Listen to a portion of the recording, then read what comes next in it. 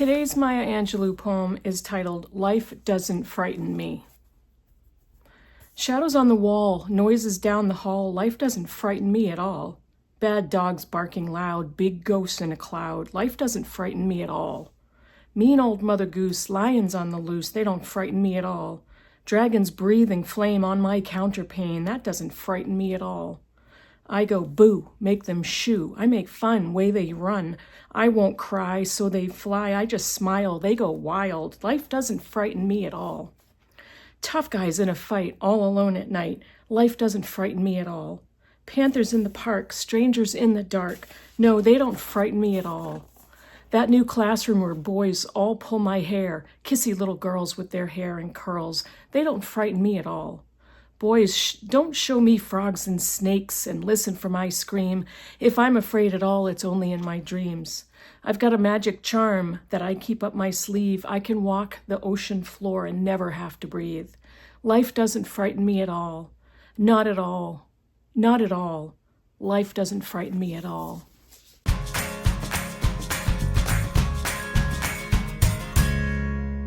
Hey Booktube, it's Kim at Middle of the Bookmarch, and this is my bookish week for Sunday, August 25th. That was the quickest I've ever retained a date in my Booktube career. Well, maybe not the quickest, but one of them. So I had a great reading week. I actually finished 3 books. One of them I was listening to for weeks, so that wasn't that much of an accomplishment. But I did finish 3 altogether. 2 were audiobooks. So let me tell you about the first one. I finally finished My Name is Barbara by Barbara Streisand. She wrote and narrates the audiobook. The print book, as far as I can tell, is over 1,000 pages. So this audiobook was somewhere in the 40-hour range. It was super long. But I got such great insight into Barbara Streisand as a person and an entertainer and an artist. The only quibble I have is it's super long, very, very long. She does go into a great amount of detail on every movie she's made, every movie she's starred in, directed, produced. Long, long, long speeches about those movies. If you're interested in film, they're great. She gives you all kinds of technical details and artistic details. It was fun listening to the history of all these movies and how long it took her to make, how long it took her to bring them to the screen, to get somebody to produce them. So that was interesting. I loved hearing about her personal story, so it's her memoir. I loved hearing the personal details. She also does not shy away from naming names and, describing some really unpleasant personalities. The majority of them are men in Hollywood. She talks about very famous men, good and bad, her relationships with many of them. So that was all fascinating. It was not my favorite celebrity memoir. Like I said, it was overly long. And she's also a very politically active person. And she tends to pontificate. She tends to get on the soapbox and analyze and speechify. And I got really frustrated with that and really tired of listening to that. And there's something about her. She's a very artistic, creative person, but that doesn't lend very well to her discussing larger social or political issues. And many of her statements seemed kind of trite or minimizing the actual pretty serious topics that she was expanding on. She also was either friends or romantically linked with many world leaders, which I also did not know. So that was interesting. So it was a mixed bag for me, but at the end of the day, when I finished the audiobook, I realized that I really enjoyed having Barbara Streisand talk to me for that amount of time as I was driving back and forth to work in the car. So if you are a fan of her, she's an incredible, absolutely incredible entertainer, singer, artist. You would probably really love the book. It's really interesting to hear how nervous and anxious she gets before going into a live performance and her stage fright. Really interesting stuff. So that was the first audiobook I finished. The next book I finished was in print. This is I'm going to do it over here. This is Absolution by Alice McDermott. She's one of my favorite authors. And this was very good. This is a story about young wives of either soldiers or working men or engineers in Vietnam I believe it takes place in 1963 in Saigon. And it's primarily the story of Trisha, who got that nickname from Charlene, and nobody before Charlene deemed her Trisha, had ever called her that. She was Patricia. She's a young newlywed wife to an engineer who was hired by the military to do some work in Vietnam. Charlene is the wife of a military officer, I believe, and they're talking about, McDermott is writing about this group of women, these young wives who are simply there to hold down the home front, to support their husbands, to raise their families. And I have a cat fight going on behind me. Hey, knock it off. So, excuse the interruption. So that's what this book is about. And Trisha, this young wife, is very mild and quiet and timid. Charlene is just the opposite. She's kind of crass and aggressive and rude. But in a weird way, they do care about each other. So Trisha goes along with Charlene as she does a lot of volunteer work. Charlene is also, let me back up. All of the families employ Vietnamese servants in their homes and on their compounds. And so there's any party that happens, anything that needs to be done, any cooking, those are all done by servants. And so one of the servants they enlist to travel around to different hospitals and do charity work, bring gifts to children and families, pay hospital visits. And it's a dichotomy of these wealthy housewives, wealthy by Vietnamese standards, housewives with nothing really to do, showing up at a children's hospital giving out candy and toys. So it's very weird contrast. And eventually it does get to the point where they discuss a little bit about what's going on in Vietnam, but we don't hear a lot of details about that. There's a lot of information that's very foggy for Trisha. She's not sure what her husband's doing in Vietnam. She's not even really sure what the whole conflict is about and how the war got started and how it was continuing, what the United States government had to do with it. So it's not necessarily about the Vietnam War. It's about the women that surrounded these men that were either at war or working in the military. Wasn't exactly my favorite McDermott book, but I did enjoy it. I did enjoy reading it. And it does give some transparency to what women during this time may have been experiencing or may have been feeling. And the contrast between these very young newlywed women and family women leaving the United States in the 60s with bell-bottom, and pedal pushers and shellacked hair and ending up in a country like Vietnam during a war. Very interesting. So that was good. And I finished one other audiobook, and I had to write this one down. This is called, I'm on the wrong page of my notes. This is called Divergent Mind, Thriving in a World That Wasn't Designed for You, and the author's name is Janara Nuremberg. This one is basically about being a neurodivergent woman in the workplace and how to recognize the signs in yourself as a woman, how women have historically been ignored in any type of research or testing for neurodivergency, whether that is ADHD, autism, sensitivity disorders, OCD, a lot of other things. And it's very obvious that women have been ignored in so much medical and scientific research. But that was interesting to see in what ways testing was only done on men and boys. And autism in boys or ADHD in boys is much more highly diagnosed and recognized. There are women who don't get diagnosed with autism until they're adults, sometimes in their 30s, 40s, and later. But boys can get diagnosed very quickly. So all the research is done on male subjects and patients. So the author is talking about how can you recognize these symptoms in yourself? If you're a grown woman in the workplace, how can you possibly have ADHD because of these signs? What about, were you recently diagnosed with autism? And one of the most useful points in this book, which is nonfiction, I don't know if I said that, is she gives you a list of signs and signals to pinpoint, maybe this is me. And I have to admit, I was that list. And, I wasn't surprised that I could have a lot of these signs of neurodivergence, which is fine.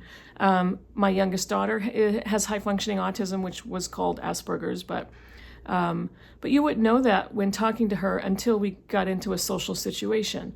So one of the things that struck me was we used to say neuroatypical or neurotypical, but what exactly are we measuring this against? What are we measuring a standard of neurodivergence against?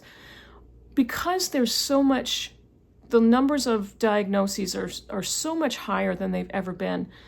What is typical and what is normal?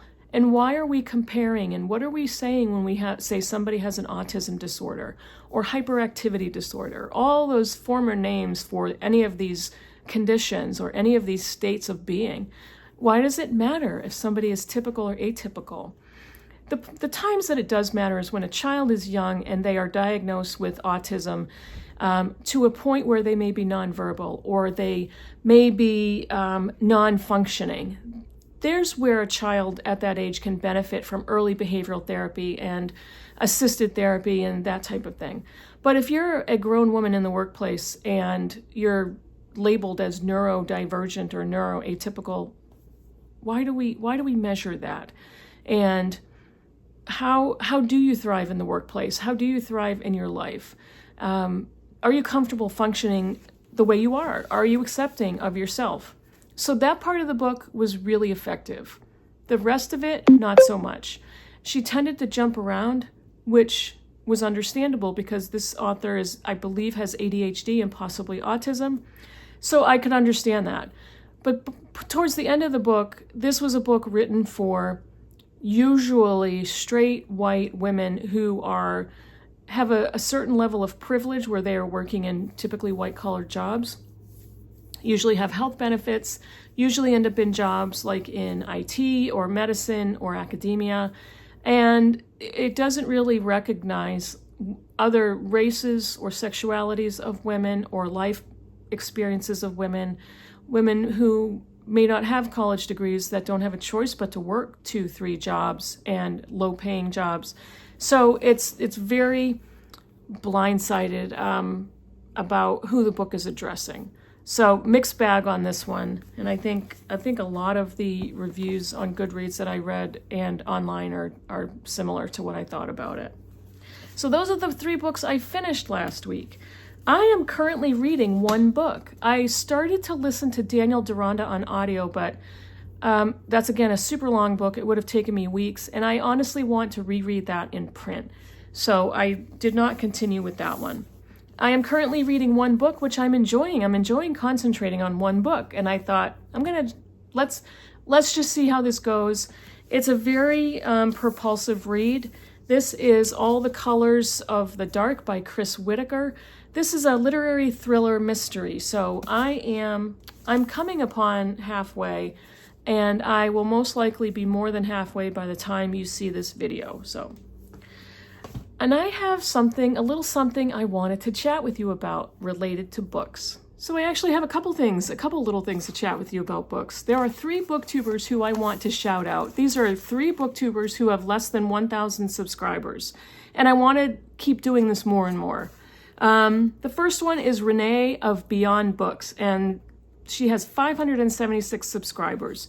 You might see her videos a lot, but I'm not sure why she's not getting the viewers or the subscribers that she deserves. Wonderfully intelligent and friendly and kind booktuber. Check out her channel, and reads widely and has pets and loves to talk about life and really good personality, so I'm hoping you'll check out her channel. The next one is James at Quaint and Curious Volumes. He has 798 subscribers. James is an excellent booktuber, great commenter, really smart. Charming, witty, so check out his channel as well. Lots of really great reads that he showcases on his channel. And the last one is a brand new booktuber with 2 videos, Robert G., reader of books with 165 subscribers. And I just saw Robert's first video today, or Saturday. I'm filming on Saturday. And he's awesome. He's charming. He's a college lecturer. He's a history buff, theology buff, likes to read fiction, likes to read a lot of different genres. So he has 2 videos out. One is I don't think it's the newbie tag. One of them is a tag, I believe. And the other one is he's talking about DNFing. So go and check out his channel. Watch both videos, but he's brand new and would love to give him a very warm welcome to BookTube. So the other thing I wanted to talk to you about, this is kind of funny. If you've been watching me for a while, you may or may not remember that back in May, I got divorced and moved into my apartment the middle of June, and my daughter and I have been here it's been 2 months, a little over 2 months.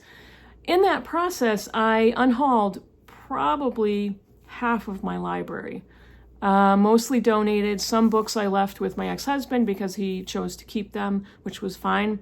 And so, but I really downsized. And it was hard, but also liberating at the same time. I have a smaller place. I have fewer bookshelves, which is great.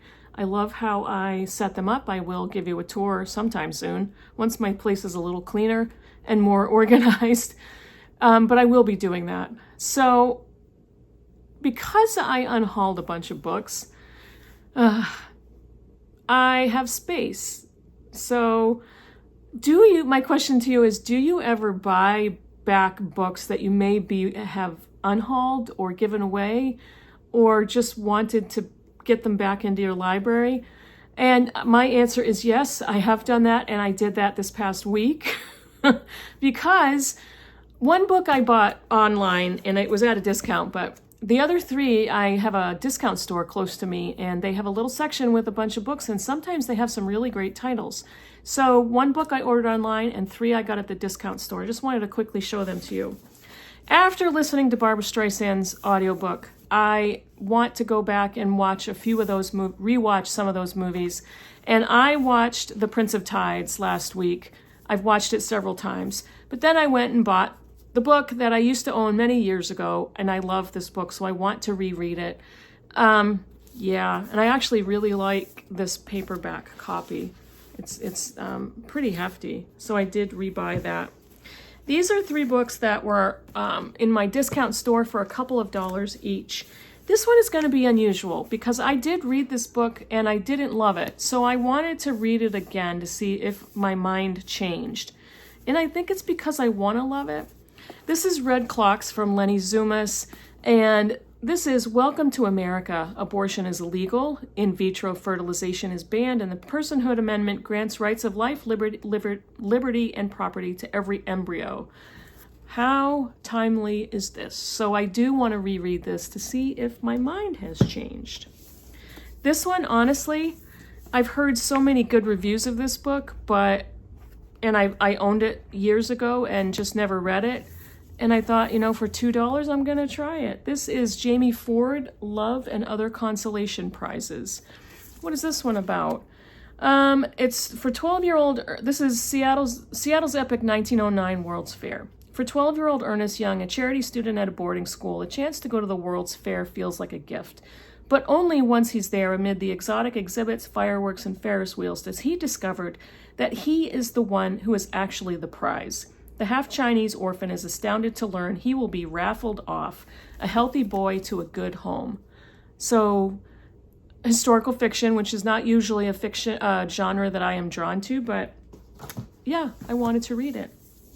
This one, I did own this. I actually owned an advanced reader's copy of this one, and this is a brand new hardcover deckled edge version.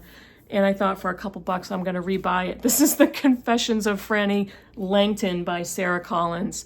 I don't know if this is silly or not, rebuying unhauled books. All of London is abuzz with the scandalous case of Frankie Langton, who is accused of the brutal double murder of her employers, renowned scientist George Benham and his eccentric French wife Marguerite. Crowds pack the courtroom, eagerly following every twist, while the newspapers print lurid theories about the killings and the mysterious woman being held in the Old Bailey. So yeah, that sounded good when I first bought it, and unfortunately it was one of those books that I just got rid of. The last book I want to show you was a gift from my daughter. She and my ex went to an independent bookstore that I've been to many times and love. They took a road trip about an hour and a half away, and she called me and she's like, we're at the bookstore. Are there books that you want? And I'm like, are you really kidding me? Do you not know me at all? And I gave her like 5 books. I said, don't spend a ton of money. But she came back with this book, which is on my to be read in Goodreads. And it was such a great choice. This is Familiaris by David Robolewski. He is the author of The Story of Edgar Sawtelle. Here's the thing. I haven't read this yet, but I DNF'd Edgar Sawtelle. It's another book I rebought for $1 a while ago. I found it at Goodwill, I think. That one I want to reread to see again if my mind has changed. But now I've got the second book by Robolewski, and it's a follow-up to The Story of Edgar Sawtelle. So I don't want to read anything from the blurb. But this was such a wonderfully welcome prize from my daughter, and I just love that she was thinking of me.